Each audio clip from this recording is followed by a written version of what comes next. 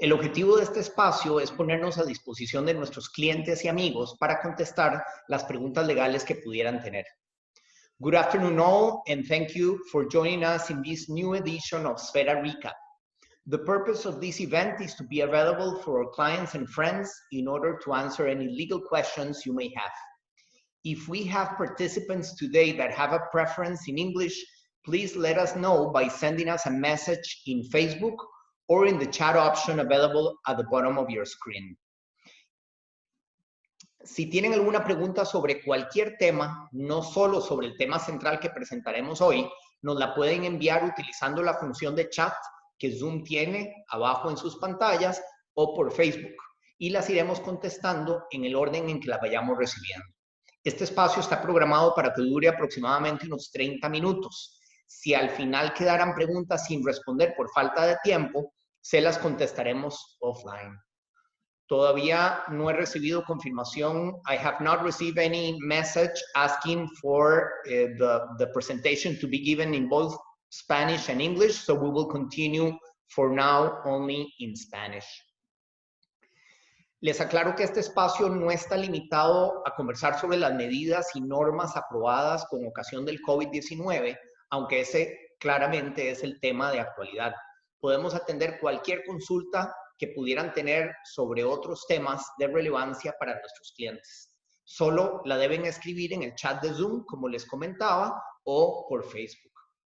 En el espacio de hoy trataremos el tema de las políticas públicas que un Estado y sus autoridades pueden y deben aprobar con ocasión de una emergencia nacional. Analizaremos este tema tanto desde el punto de vista político como desde el punto de vista legal. Además, en el evento de hoy nos acompañan nuestros especialistas en las diferentes áreas legales como impuestos, laboral, corporativo, administrativo, banca, migración, contratos, en fin, los distintos especialistas legales quienes podrán responder a cualquier otra pregunta que ustedes pudieran tener.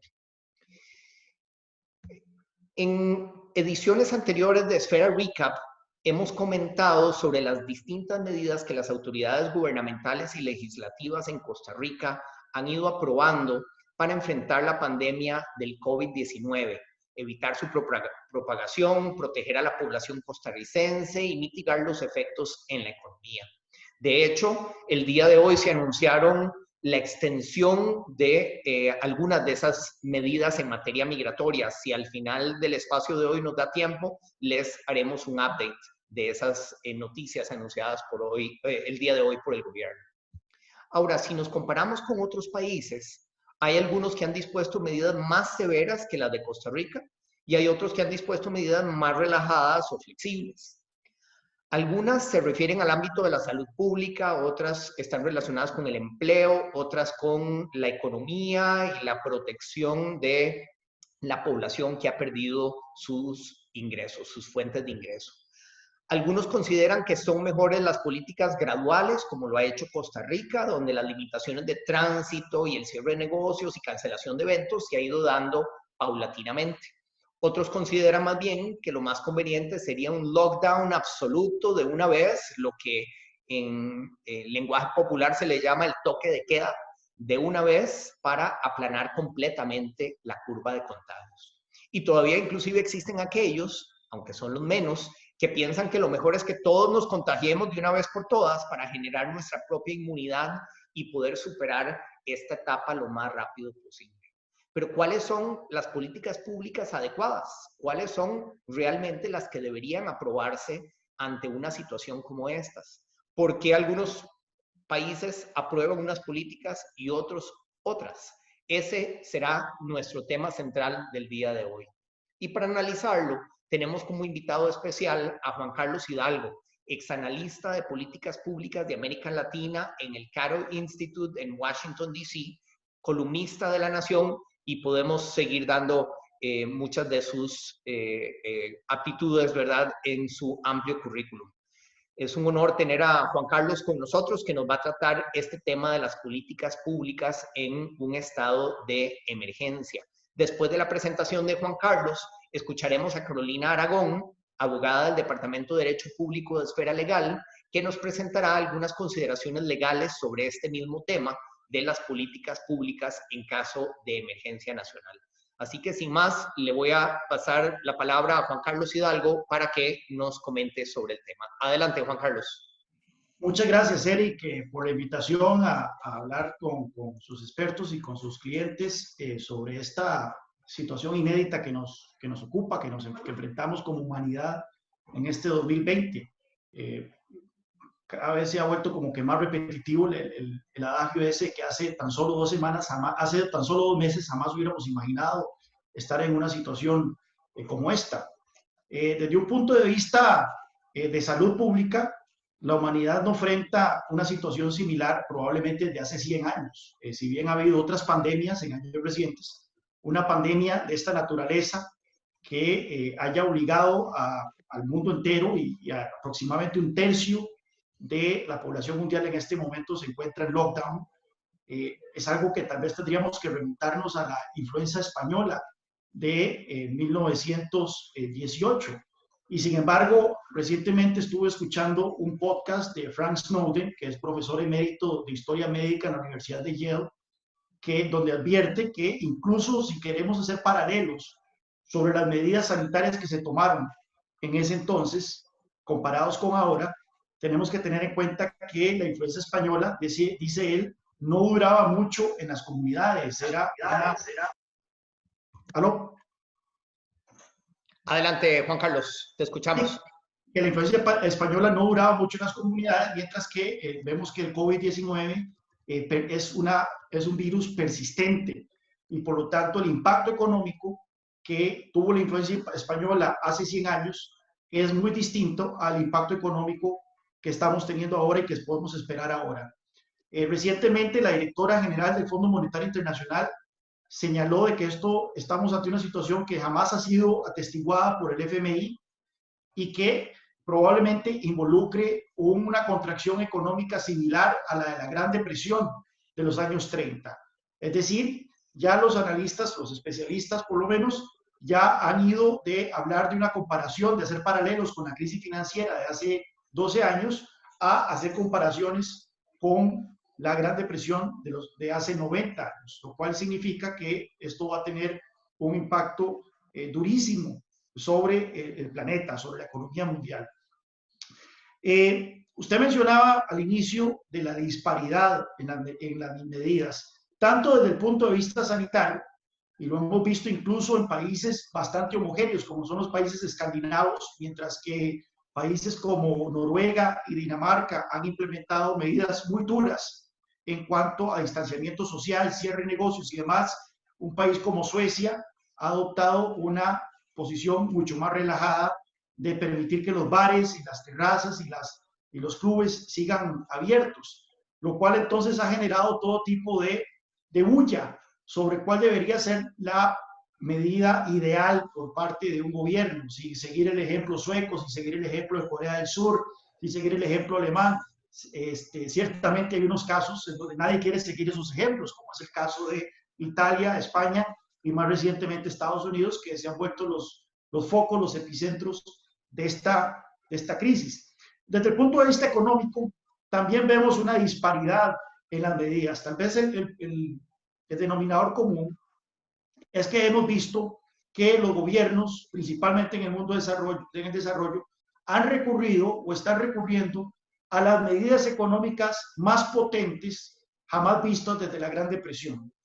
Emmanuel Macron, el presidente de Francia, habló de estar en una guerra y ciertamente se están invocando poderes de guerra. En Estados Unidos se ha invocado una ley de la Segunda Guerra Mundial para obligar a las empresas privadas, por ejemplo, a producir ventiladores y otro tipo de equipo médico necesario para hacerle frente a la pandemia. Vemos entonces también una disparidad en el tipo de medidas económicas que se están implementando. Por supuesto que esto depende mucho de la posición en la cual se encontraban estos países antes de que llegara esta tormenta. Vemos el caso de Alemania, por ejemplo. Alemania, desde el 2014, implementa una política llamada Schwarze Null, que consiste en tener déficit cero. En el 2009, Alemania aprobó una enmienda constitucional para requerir presupuestos balanceados y desde el 2014 tiene superávit fiscales, lo cual ha permitido que ese país redujera la deuda de una manera importante y ha hecho que entonces se encuentren en una posición formidable para salir al rescate tanto de los trabajadores como de las empresas. Entonces, en el caso de las empresas, se ha recurrido a crédito ilimitado para aquellas empresas que tienen riesgo de bancarrota por culpa de la pandemia, y en el caso de los trabajadores, al subsidio salarial para aquellos que han visto sus jornadas ser reducidas o que han sido enviados a sus casas por sus patronos sin ningún beneficio salarial. Pues bueno, lamentablemente aquí en Costa Rica, para aterrizar en nuestro país, lamentablemente no hemos tenido, esta crisis nos agarra con una mano adelante y otra atrás. Nos agarra con un déficit fiscal que cerró el año pasado más alto de lo originalmente proyectado, en un 7% del PIB, con una deuda que ya se aproximaba a un 60% del nivel de la producción, con un desempleo que estaba por arriba del 12% de la población económicamente activa, y más agravante aún, una informalidad, un nivel de informalidad también en crecimiento y por encima del 46% de la población económicamente activa.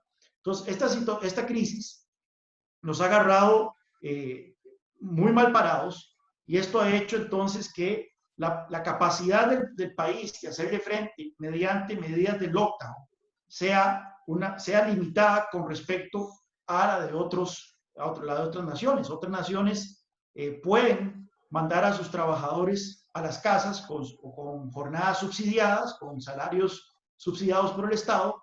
Nosotros, lamentablemente, no podemos darnos ese lujo, y es por eso que es importante que tengamos una discusión adulta, tengamos una discusión sin histeria sobre la capacidad que tiene el país de permanecer cerrado, para cuántos meses nos da eso, y cuál deben de ser las medidas, cuál debe ser el cronograma, si se puede decir, para empezar a levantar estas restricciones. Hasta el momento, el gobierno ha tenido una serie de medidas tendientes a tratar de brindarles cierta liquidez, a desahogar a las empresas, tanto en el pago de impuestos como en las cargas sociales. Hemos visto la aprobación de la mora tributaria, que, bueno, hay toda una discusión técnica de cuán efectiva podría ser, si bien va a dar un respiro de 3 meses a los que pagan el impuesto del valor agregado, los que pagan el impuesto de renta y otros impuestos. La pregunta queda sobre cuál va a ser la posición de estas empresas y trabajadores independientes para final de año, cuando tengan que reponer la plata que dejaron de pagar y probablemente no vayan a tener todavía el nivel de liquidez para hacerle frente a esas obligaciones. Estamos viendo también una discusión de aprobar todo tipo de créditos que eran direccionados para otras cosas, el plan de descarbonización, para apoyo presupuestario y demás, con el fin de darle subsidios a hasta 300,000 familias costarricenses, subsidios por 3-4 meses en el orden de los 300,000 colones. Eso es una discusión que está todavía el gobierno no ha detallado el plan, pero ha presentado que esa va a ser una opción en el corto plazo. Así como se han presentado buenas medidas, el tema de la flexibilización de jornadas, yo creo que tal vez es el más importante de todos, que ha permitido que muchas empresas puedan mandar a sus trabajadores con jornadas reducidas de un 50% más, de tal forma que se les brinde facilidades en el manejo de sus planillas, sin necesidad de tener que despedir gente, que esa es una de las grandes prioridades en este momento, evitar la bancarrota de las empresas y evitar un aumento súbito en el desempleo. Han empezado también a surgir medidas que puedan ser calificados como ocurrencias y a las cuales hay que prestarles mucha atención. Por ejemplo, en su momento el gobierno coqueteó con la idea de una suspensión total en el pago de alquileres, tanto residenciales como comerciales, lo cual por dicha se ha frenado y se ha ido trabajando esa idea para tratar de hacerla un poco más quirúrgica, porque nuevamente, si se suspende el pago de alquileres, tal vez para ayudar a un sector de la población que arrendamos, y me incluyo yo dentro de ese sector, se está desprotegiendo a otro sector de la población cuyo único ingreso firme en este momento viene de los alquileres. Entonces, eso es una idea que se puso sobre el tablero y afortunadamente se está trabajando de una manera un poco más refinada. También estaba una idea de hacer una mora generalizada sobre el pago, el bancario, una mora generalizada bancaria. Se advirtió sobre los peligros que tendría esta idea, también puesto que comprometería la liquidez del sistema financiero, y una de las cosas que debemos de proteger en este momento es de que esta crisis no se vuelva una crisis sistémica y que vaya a afectar al sistema financiero, al sistema bancario nacional, porque ahí sí tendríamos entonces un gravísimo problema de mediano y largo plazo en nuestra economía. Entonces, también se está hablando de hacer una mora más específica para aquellos sectores que se han visto golpeados, de tal forma que no se desproteja al sector bancario. Y bueno, también hay que tener cuidado con las medidas que se están tomando de carácter de emergencia, que no vayan a convertirse en lo que llamamos aquí en Costa Rica goles legislativos, ¿verdad? Que son medidas que con la urgencia de atender esta crisis se aprueban legislación que cambian las reglas del juego de manera permanente.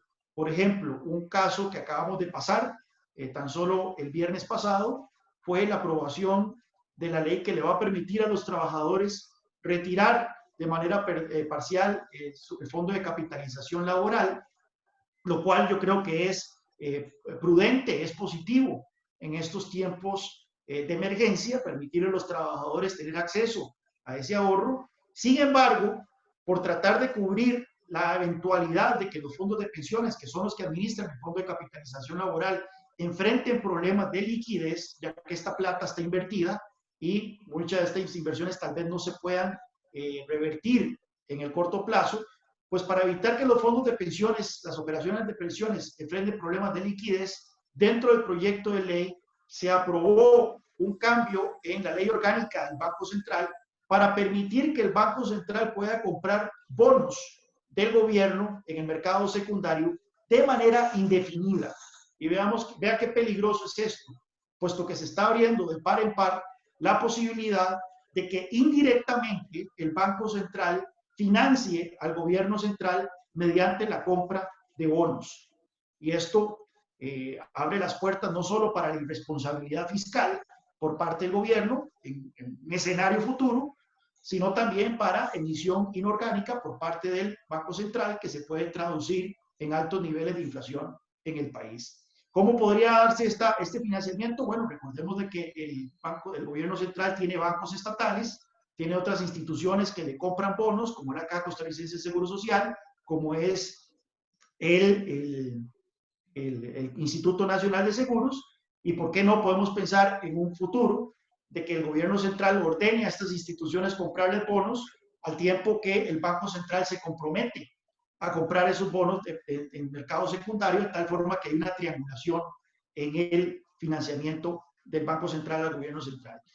Esto es peligroso, es una reforma que se aprobó no en carácter de temporalidad, sino como reforma permanente, y son precisamente las medidas a las cuales tenemos que tenerle cuidado, puesto que con la urgencia que existe actualmente y la presión que están enfrentando muchos diputados de no ser percibidos como obstruccionistas, como no ser percibidos como politiqueros, se puede entonces estar aprobando legislación que tiene implicaciones importantes a futuro para nuestro país. Obviamente la crisis, ya pensando en qué va a ocurrir después de que esto pase, nuevamente todo depende de cuestiones de carácter científico, de carácter de salud pública. Es impresionante cómo estamos aprendiendo mucho sobre este virus conforme pasan los días. Incluso los expertos están aprendiendo mucho sobre el virus. Ahora estaba leyendo, por ejemplo, viendo las noticias sobre el internamiento en la unidad de cuidados intensivos del primer ministro británico Boris Johnson, y los expertos decir que originalmente se pensaba de que era la gente adulto mayor la principal gente en riesgo por culpa de este virus, pero que eso ya está cambiando conforme pasan las semanas y estamos viendo de que gente cada vez más joven está en peligro de acabar en el hospital por culpa del COVID-19. Pues bueno, no sabemos entonces exactamente cómo o cuándo va a acabar esta crisis. Lo que sí podemos decir desde un punto de política pública es de que es muy difícil para economías como la nuestra en América Latina, con altos niveles de informalidad y con una situación fiscal tan precaria, imaginar un escenario en donde nuestras economías están cerradas por más de 3 o 4 meses. Simplemente no es factible. Tenemos que tener en cuenta que la disyuntiva que muchas familias pasan en esta cuarentena, en estos días de encierro, no es que ver en Netflix, sino que van a comer, puesto que no es que viven de cheque a cheque, sino que viven de día a día, especialmente ese 47%, 46% de la población que está en el sector informal.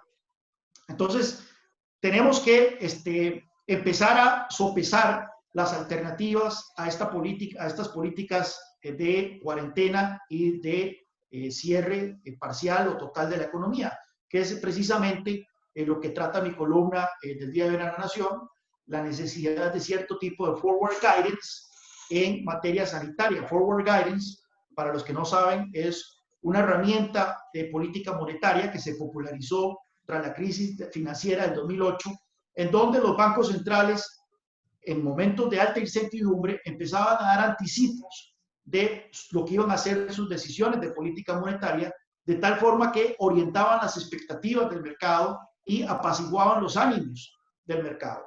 Pues en este momento de alta incertidumbre, creo yo que las autoridades sanitarias estarían bien en hacer también ese manejo, orientación de expectativas y tratar de comunicarle en la medida de lo posible a la población qué es lo que se viene, cuál es ese cronograma de medidas tendientes a volver a reincorporar a la gente a la fuerza de trabajo y volver a la normalidad.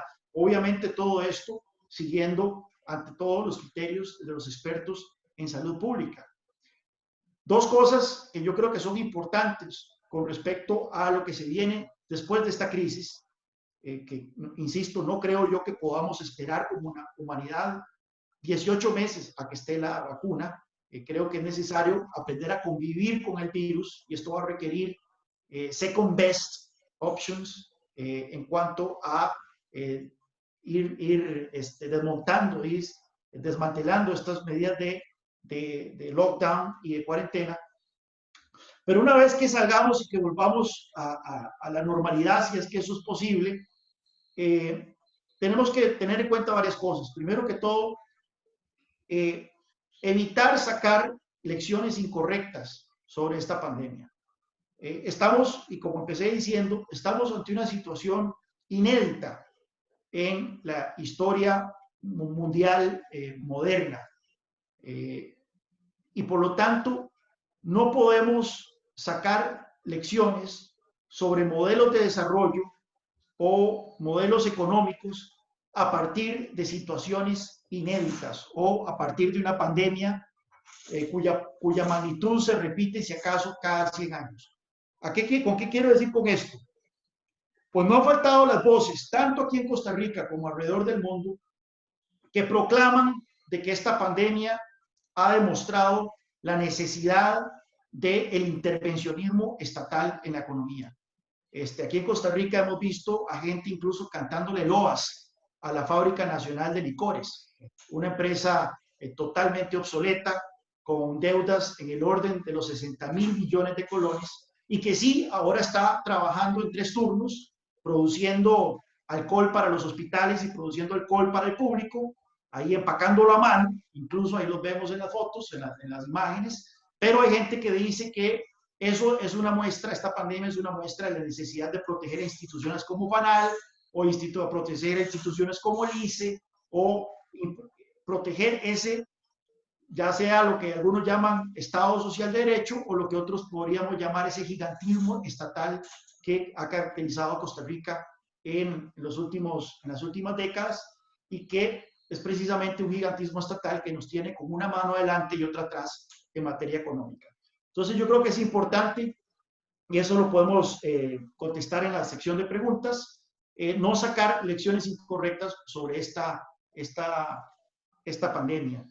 Creo yo, desde un punto de vista político, que si bien en este momento estamos llamados a unirnos como país para derrotar esta pandemia, derrotar este virus y salir adelante, es inevitable que una vez superada esta coyuntura, vamos a tener una fuerte discusión, un fuerte debate ideológico en Costa Rica sobre el modelo económico a seguir en los años siguientes.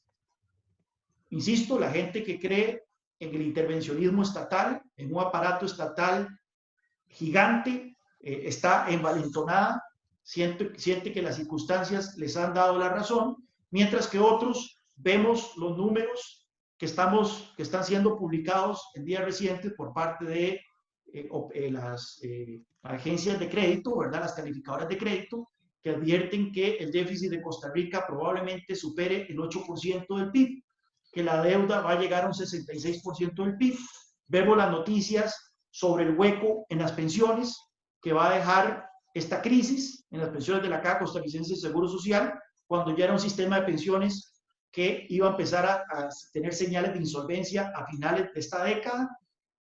Vemos también el desempleo, el tema del desempleo, que ya teníamos un desempleo del 12% y que probablemente esto se dispare.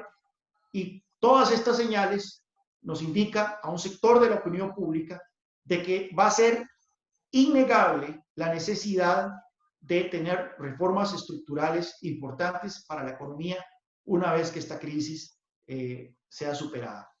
Y esto, nuevamente, desde un punto de vista político, va a llevarnos irremediablemente a una gran confrontación ideológica en Costa Rica, que probablemente va a tener su clímax en las elecciones del 2022. Pero por el momento lo que nos ocupa es salir por delante de esta crisis, enfrentar el aspecto sanitario, que por el momento es la prioridad, pero también empezar a insistir sobre la importancia de tener una discusión, y mucha gente está satanizando este aspecto, pero tener una discusión de cómo podemos ir regresando a la normalidad y cómo podemos ir abriendo la economía nuevamente, puesto que estamos en un país que no es Alemania, no es Dinamarca, no es Estados Unidos, donde se puede dar uno el lujo tal vez de pasar 4 meses encerrados sin ningún tipo de actividad económica. Necesitamos volver a la normalidad, aprender a convivir con el virus, y esa discusión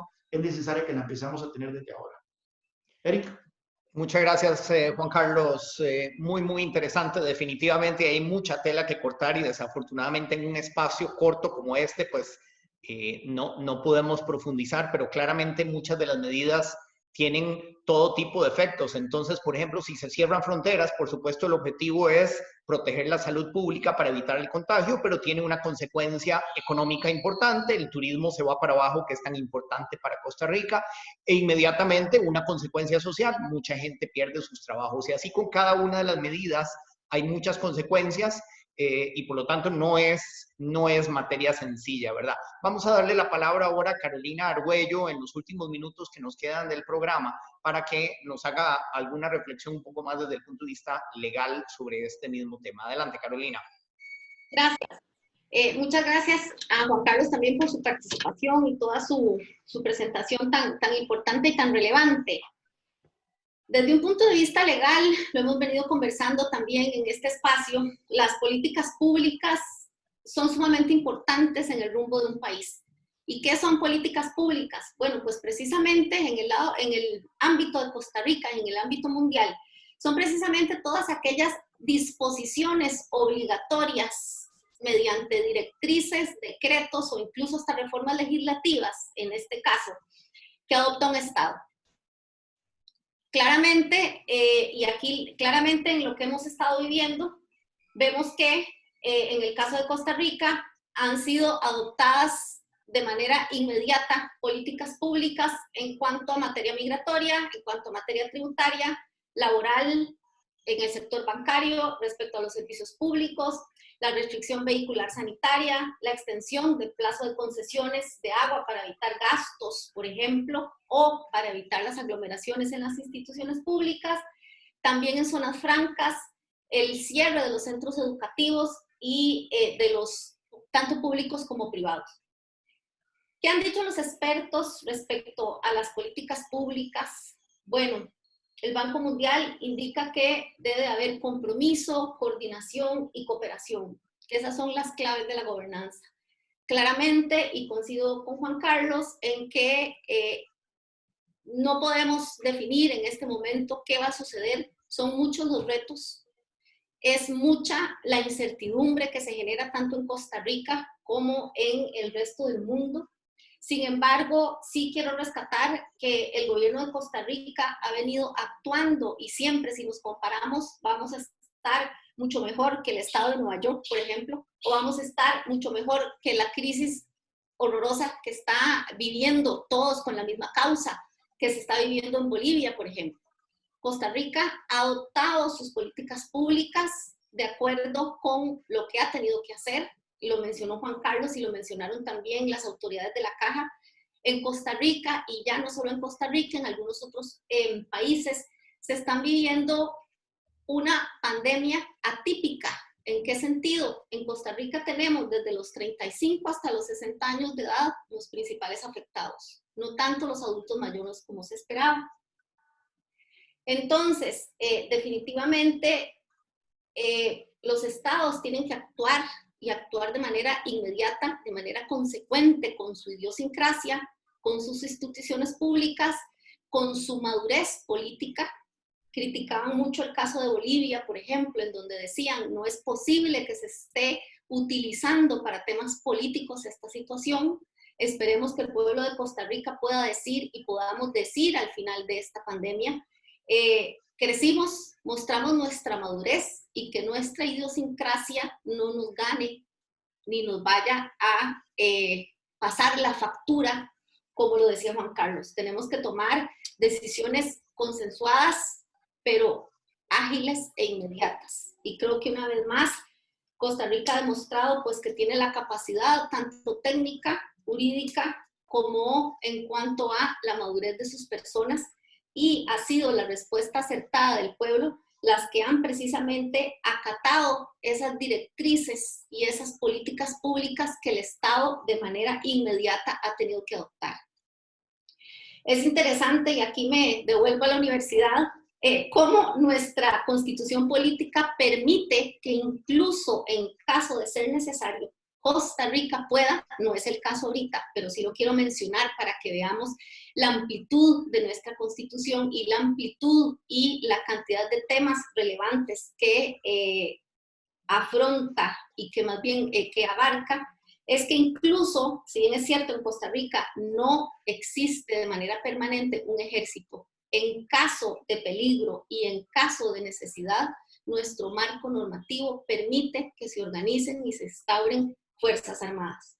¿Con esto qué quiero decir? Bueno, serán las circunstancias definitivamente las que vayan definiendo y vayan estableciendo cómo Costa Rica va a ir afrontando conforme el marco legal que nos caracteriza y que tenemos, esas políticas públicas que vayan solventando las necesidades de los costarricenses y la forma en que podamos salir adelante de esta situación. Eric. Muchas gracias, Carolina. Bueno, desafortunadamente se nos ha ido el tiempo para un tema tan amplio y tan complejo como estos, y por lo tanto, Juan Carlos y Carolina se ganaron el premio de un segundo capítulo, la segunda parte de este tema que tendremos que organizar más adelante en otro Esfera Recap. Les agradezco mucho a todos por su participación. Recuerden que este espacio lo tenemos abierto para sus consultas y mantenerlos informados con lo último en novedades legales. Siéntanse en libertad de compartir con quienes ustedes quieran la invitación a los Esfera Recaps de los distintos temas y el link para poder conectarse. El día de mañana el Esfera Recap tratará sobre el sector turismo, cómo esta crisis nacional ha afectado el sector turismo, y tendremos con nosotros al presidente de la Cámara Costarricense de Hoteles, Javier Pacheco, en el programa de mañana. Les vamos a estar enviando material a sus correos electrónicos con los que se registraron para completarles y mantenerlos actualizados de las distintas medidas que se están tomando con ocasión de esta crisis nacional y cualquier otro material importante para ustedes. Nuevamente, muchas gracias a todos y estamos a sus órdenes. Hasta luego.